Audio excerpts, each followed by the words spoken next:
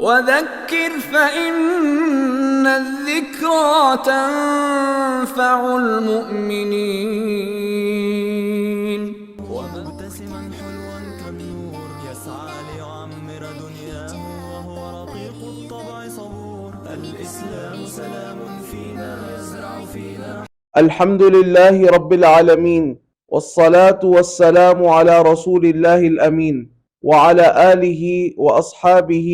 ومن تبعهم بإحسان إلى يوم الدين. اما بعد،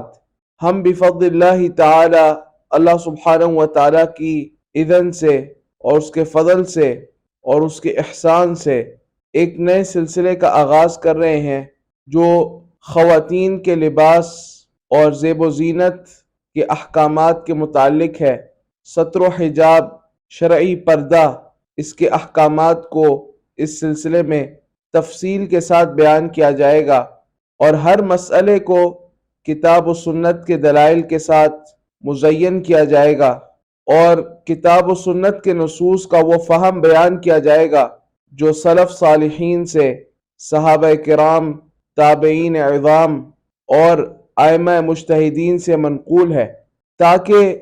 ہم لوگوں کو بصیرت حاصل ہو، شرعی احکامات کی تفصیلات معلوم ہوں اور اللہ سبحانہ و تعالیٰ کے احکامات پر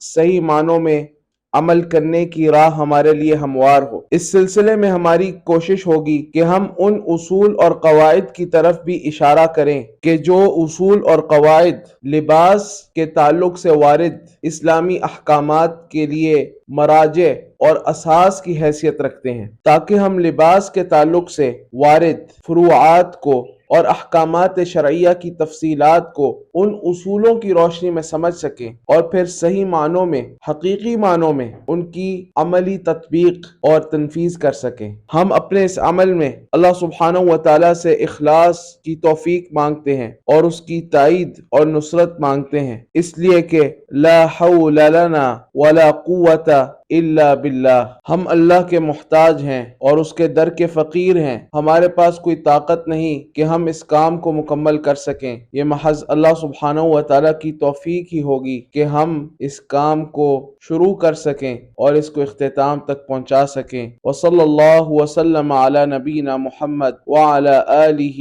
وصحبہ اجمعین وباللہ تعالی التوفیق۔